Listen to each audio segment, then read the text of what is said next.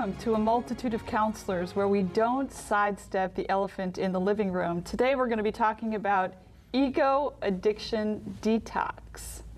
Let me talk to you about narcissistic personality disorder. It's a part of a cluster of disorders that are essentially personality traits that come to dominate the person's entire character or personality, and they're actually quite rare. There is one disorder among them called narcissistic personality disorder, which is considered a mental disorder in which people have an inflated sense of their own importance, a deep need for admiration, and a lack of empathy for other people. How prevalent is narcissistic personality disorder? Well, actually all personality disorders are pretty rare, fortunately. We all have character flaws, we all have issues, we all have pride. We all have lack of empathy sometimes, but it's rare that that trait comes to kind of take over the person's entire personality. So fortunately, they are rare. But most that suffer from narcissistic personality disorder are male. The cause.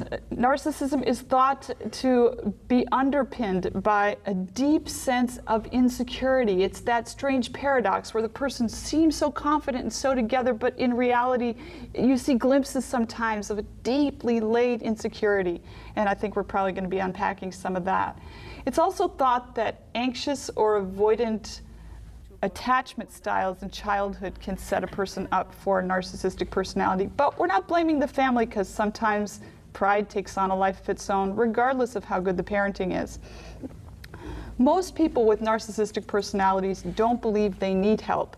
But if they can come to the place where they see that there's a problem and they're willing to face the elephant in the living room, so to speak, then counseling can be helpful, because a counselor can help an individual evaluate their life experience. See, life experience in and of itself doesn't teach us anything, but evaluated life experience can teach us something, and it can lead to transformation. Amen. So we're going to be talking to someone today who maybe have been diagnosed at some point in his life with narcissistic personality. I don't know, you might have a different idea.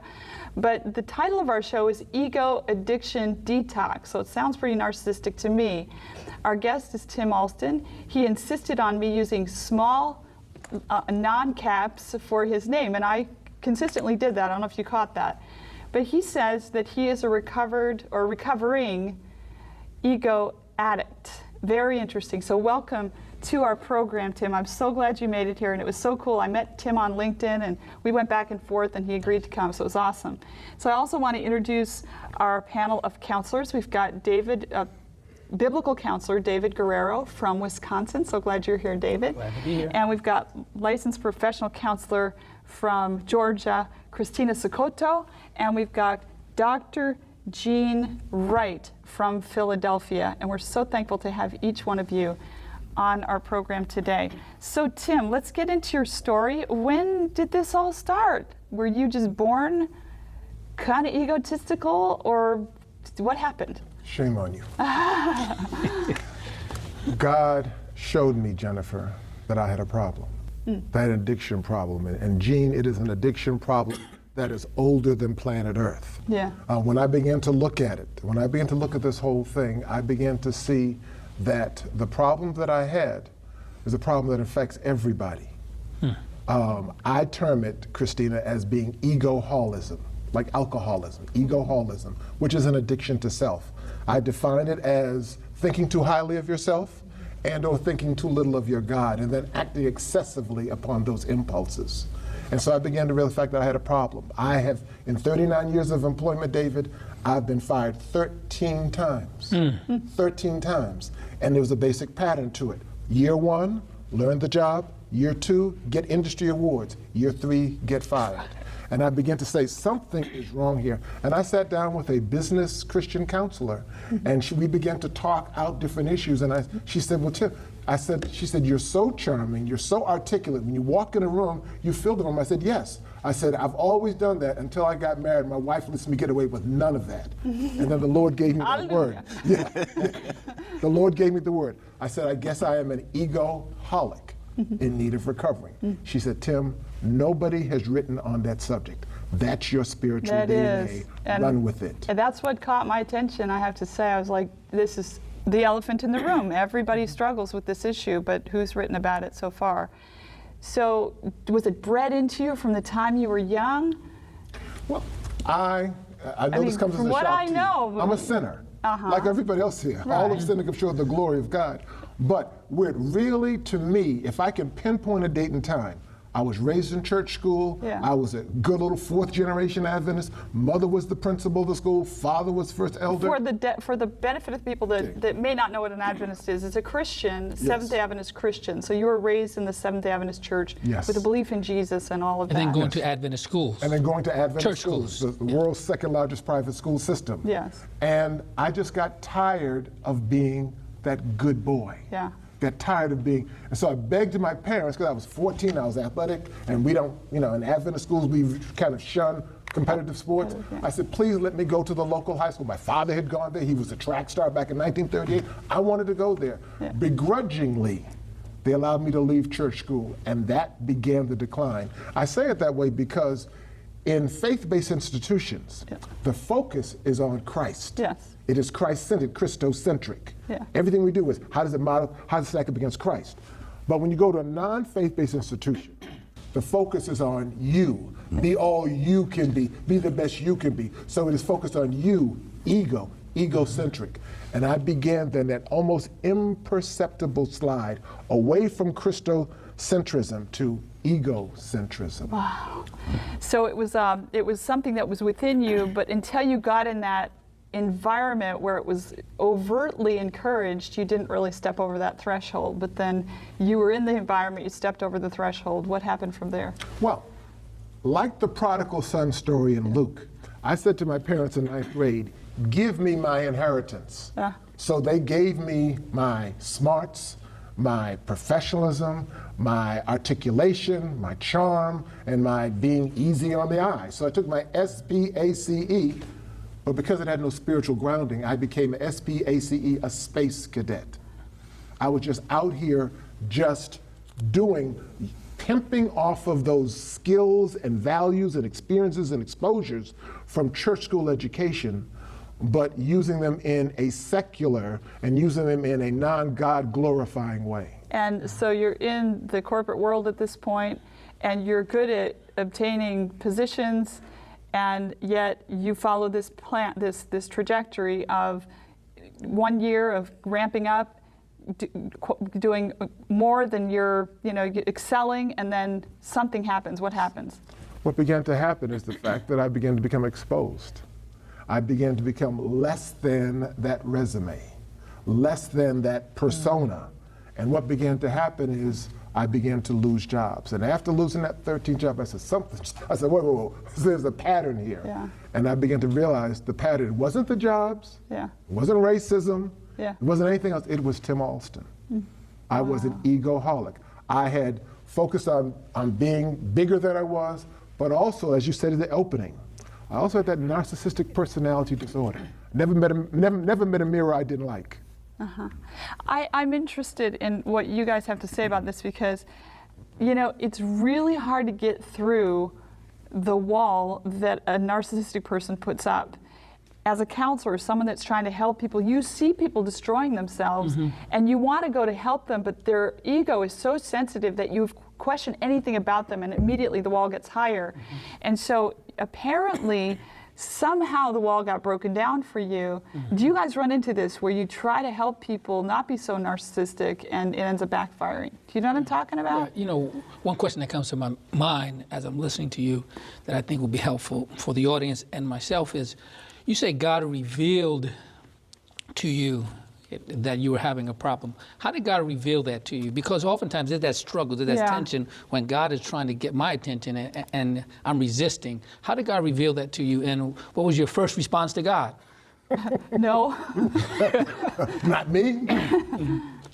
Through prayer, through fasting, and through a wife who would take no prisoners, I began to replay the situations of my life and began to see where I had done a lot of things wrong, had hurt people, had drained people, either with the big ego at times or drained people with the little ego with at the times. Insecurities. Yes, yes. I mean, I remember, I'll give you a prime example. When I went to college, There were 2,300 students at the school. I'd never been to that school before. That first day I said, I'm going to become the student body president. It was insecurity.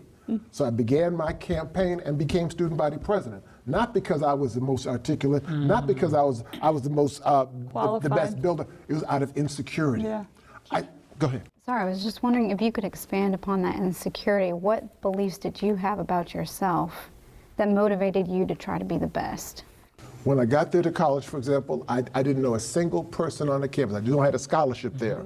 So, and I knew I was coming out of a very, very strong Christian Seventh-day Adventist environment in a non-Seventh-day Adventist, non-Christian school. So some of the social things, I had never been partying before or drinking before. So there was a sense of insecurity. And plus most of the students there, some of them knew each other. They had been in social clubs together. They knew each other. And so I was there, that lone person. And out of that sense of insecurity, I, as I said, put on those Adam and Eve fig leaves, covered that by running for and becoming the student body president. So fear of not being liked, Yes. essentially? Yes. And I remember once when I was in school, running to a teacher's office, brand new teacher, 1975, had a sign on the wall saying prosperity, spending money you don't have, to buy things you don't need, to impress people you don't even like. And I said, That's my life. me. I said, that's me. I'm spending all this time trying to mask my insecurities. Yeah, yeah. I find it interesting, Jennifer, your question about having treated people with MPD, and as a clinical psychologist, I've done that many times. And the biggest challenge that I had was what you said about hurting others. And a lot of the clients that I had at the time not being able to see how they have hurt others, whether it's family members or friends or co-workers. And so if you could just share just a little bit more about how you were able to recognize that you were not only hurting yourself, but you were also hurting people you love, people you cared about, and maybe even some folks you didn't know that well. But there was a blanket of hurt that was going around because of the ego. Okay, let me try to answer that. Let me go back to the question that you asked about how did God reveal. As I began to replay the videotape of my life, I began to realize that there were mileposts along the way that were going to help me. And one of the things that hit me was going back to that song we used to sing in kindergarten in church. It's me, it's me, it's me, oh Lord. Standing in the, not my mother, not my father, not my preacher, not my teacher. So what I began to say is, there's nobody else in my universe that I can control but Tim Allston. So it's got to start with Tim Allston to try to make those corrections in my life. You know, I can beg and plead and cajole my wife, I can threaten my daughter, but ultimately, I don't control them. So let me give you the psychobabble for that. It's you went from an external locus of control to an internal locus of control. Sounds good. From, you know, life happens to me to, wait a minute, I have choices. What can I change? What is within my power rather than focusing on what's outside of my circle of power? Yeah, and I don't know if I really totally answered your question, Gene, or not, but one thing that's happened to me in recovering is I play the scenario of the disciples at the Last Supper, when Jesus said, one of you is going to betray me. And they all, 11 of them, said, oh, Lord, is it I? You know, initially, Jesus was talking about Judas. But ultimately, it was those other 11. You know, and so I go through every scenario, almost by default, Lord, is it I? You know, and typically the answer is yes, Tim. Typically the answer is yes. And I can start from there. If something's wrong with you, if something's wrong with you, Christina, there's nothing I can do about you. But I can start with Tim Allston and with God's help. And that's what egoholism recovering is about. Egoholism said, I'm going to do this. Egoholism recovering says, you can't cure it, solve it, or eliminate it. But when you partner with God, the two of you become a majority. And you know, that's key for me because as you were talking, one of the questions I was going to have, but you answered it, was how did Tim Allston control Tim Allston? Because Tim Allston can't control Tim Allston. And then you gave us the answer. You said, Took Christ. me 4 decades to learn that. Christ in me, the hope of glory, was able to control Tim Allston. Well, It is so interesting. I mean, on the simplest thing, I mean, research tells us that the average human being makes over 15,000 decisions every day. I contend, as I read the Great Controversy book, that every decision we make boils down to, are you with the Prince of Light or with the Prince of Darkness?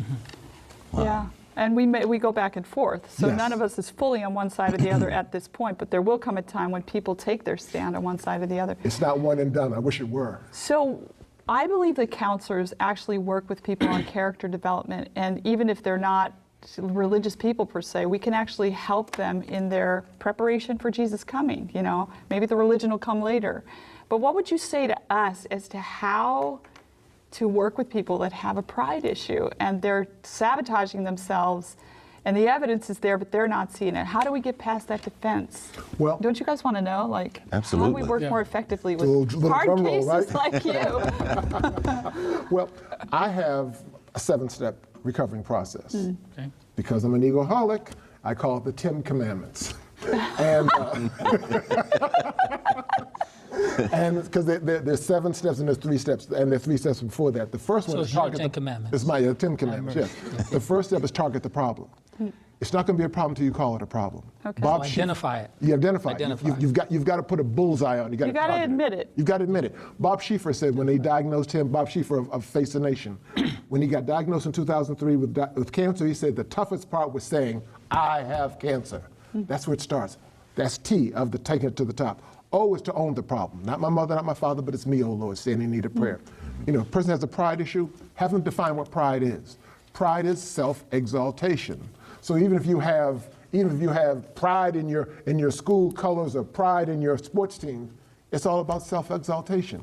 Now, in one of your earlier shows, Jennifer, you all dealt with the issue of conflict. And you said that Sister Wright talks about the fact that self-development is where it begins. It does. The problem with most of us, from my observation, is we stay at self-development too long. We've got to view it like I view Ellis Island.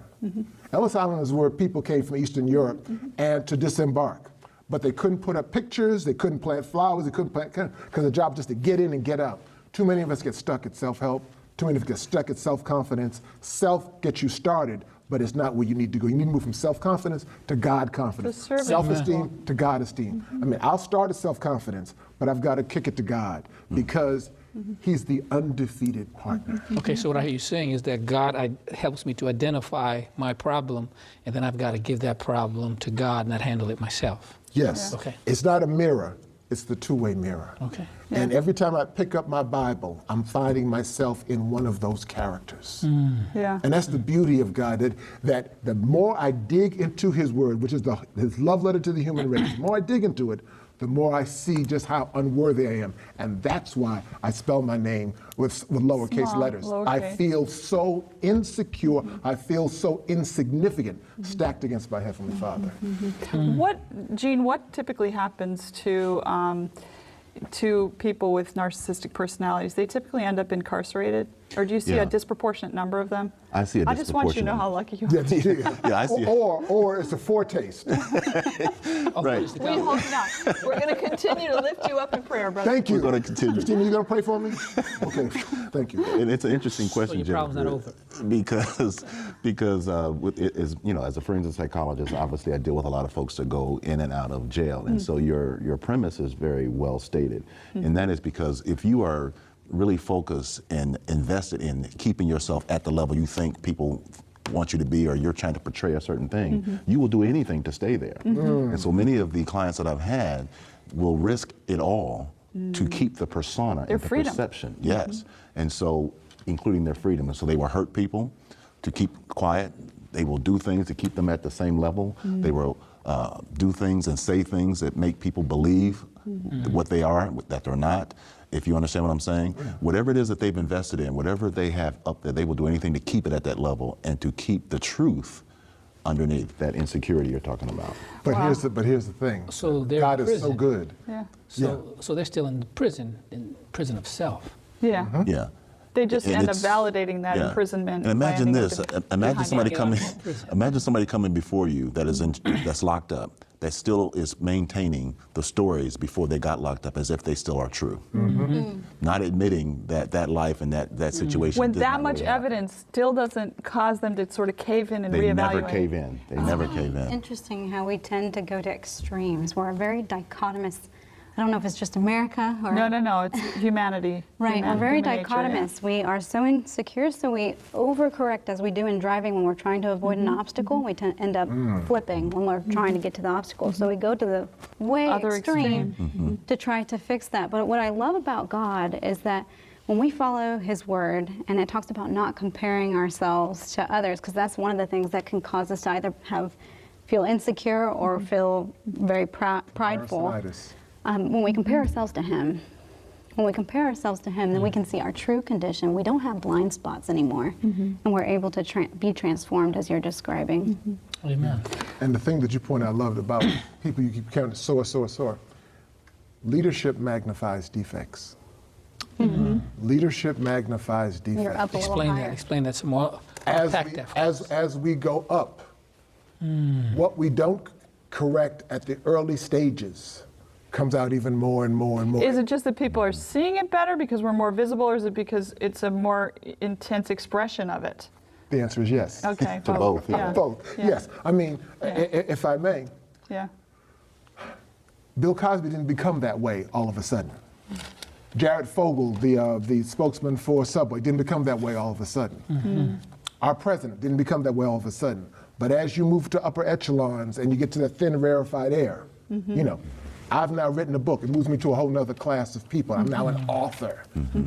More of my warts are showing, more of my potholes are showing than ever before. And that's what I want, because I got to get to heaven to see his face. What is the hope here? If you know that you have an ego problem, or if you're on the other end of the spectrum where you have low self-esteem and you feel like you're not good enough, because we've agreed that's the same foundation. It's still the desire to measure against other people positively. What do you do? Number one, you Besides, don't we know you trust fly to yourself. Jesus, but okay. You don't trust yourself. My slogan is less Tim, more him. Less Tim, more him. It's a good thing your name rhymes with It helps. It helps. Yeah. Thank my mother. But the other thing you do is you turn to the Bible. In step one, in book one, I will talk about truth tellers. Truth tellers are those things, people, things, and activities that reveal us to us in a very discomforting way. The Bible, you look at the Bible and you say to yourself, do I have an ego problem? The Bible says, oh yeah. You know, you talk to your spouse, your kids, your co-workers, you know, your bowling buddies, you know.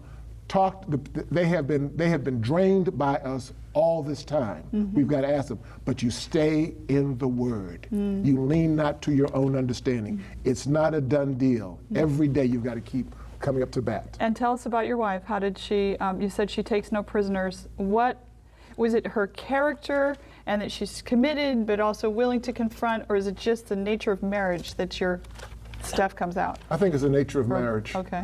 Gina and I were talking earlier, because he is a native Philadelphian, I'm a native Bostonian, and how much we grew up hating each other's teams. Yeah. Well, I also grew up hating the Los Angeles Lakers. And so what God did in humility, he helped me marry a person who's from Los Angeles, who played basketball in college with Magic Johnson's sisters, whose parents would go to Lakers game. I said, God, your sense of humor, God, is killing me. But you had a choice in the matter, didn't you? Somewhat. It wasn't an arranged marriage. But Michelle, what egoholism does. Egoholism said my wife is sandpaper. She rubs me the wrong way. Egoholism recovering says she's sandpaper, but what she's doing is smoothing your rough Polishing. edges. So what did she do specifically, though? Did she just face you with your stuff, or threaten to leave? Or you can't tell? No, she didn't. No, she hasn't threatened to leave yet. Okay. And after 22 years, she hasn't threatened to leave. But she will confront me. She's saying, you know, what did you mean by that? Did you need to say that? You know, and I'll be mad, but I'll go in prayer, and I'll come the next day and I'll say, you know, you were right. Now that's painful to admit error. Yeah. It's painful, Yeah. you know, but I got to get to heaven. So I mentioned that more men have NPD than women, and I think it's related to testosterone, because testosterone is responsible for the feeling of confidence. So you'd think more, you know, kind of chemically induced confidence. You're going to have more pride. Or the I think women do. expectations of society. What's that? Or the expectations of society. And the expectations sort of socialized into us as Right. well. I think that women do a terrible disservice. I think they're kind of, their role is often to help their husband and help check, you know, excessive ego issues. I think that's often the case. And I think they do a terrible disservice when they won't confront. But I'm saying this as a woman, it's uncomfortable to confront because we are so relationally wired. We want to hang on to that relationship. We want everybody around us to be well-fed, happy, cheerful. We don't want any emotional Like us. distress. And so because we're so empathic, we end up avoiding confrontation because it does cause at least temporary discomfort. And so bless your wife for being willing to deal with that discomfort. Don't say that. Tell her I love her. Don't say that. She's going to get that statement notarized. Is your ego at work now? Talk to my agent. Okay. That is, That's why I've entitled the book, 7 Steps to Manage Ego Problems, but the subtitle says it's the how-to guide for somebody else. Yeah. And when most people pick it up, they say, oh, my husband needs this. And I go, Yeah. I'm just wondering, I kind of want to go back to what you had said originally. You said that the first thing is to admit that you have an ego issue. And I'm just wondering, how did you get to that? How did you get to Yeah. admitting? Like, how long did it take for you to admit, and how did that process? a millennium. Yeah. Yeah, I said something's wrong. I had just become an entrepreneur, early stage entrepreneur, got a great big contract to do the PR marketing for a company. You know, I was rolling. In 6 weeks, I got canned, and the client said, Tim, you needed help with this project. I'm trying to be doing all yourself. You needed help, but you wouldn't ask for help. Firing you, he says, is going to be the best thing that ever happened to you as an early stage entrepreneur. Talent is not your problem. And I said, if it ain't talent, then what is it? Right. The question created a question. Yeah. Yeah. You can't really fake character, you know. No. You can have all the talent in the world, but there's going to come a point where you need character, and you can't fake that. It has to be real. You can fake talent, or you can fake, you know, you can be charming or whatever. And the genius of God in all of this and in all of our lives, and this is the story, this is what I'm hearing, is that God was with you in your journey, trying to get your attention all along the way. And at some point, and it happens to us all, we do confront ourselves. And the Bible says this, it says, therefore humble yourselves under the mighty hand of God, Amen. that he may exalt you in due time. Cast all your cares Care upon him, for he Because cares He cares for you. So Amen. you experience humility in the context of love. It's not like you're an idiot, you're proud, you know, we hate you. It's I love you, you got a problem. Yeah. And we can cast it to God. That's right. And I think too, And God And we will humble heal. ourselves. Yes. I think we really have Cast to it make sure we pray that God brings the appropriate people to ask those kind of questions. Or I guess he didn't ask you a question, but he made a statement. And because sometimes family members or sometimes those close to you tend to not be able to really be Do able that to as well. right, say the message that's needed. So I would like to issue a little homework assignment for those of you that have been taking in this program. I'd like you to ask those closest to you, those that you trust, that you know will tell you the truth. Do I have an ego problem? Am I proud, or am I draining you because of my insecurities? Go home and ask them that, because pride goes before a fall. It was pride that started the sin problem in the universe. Tim has nailed this issue. So thankful. Keep his ministry in prayer, and pray that God keeps him humble and keeps all of us humble as well. God bless you. Thank you for joining us.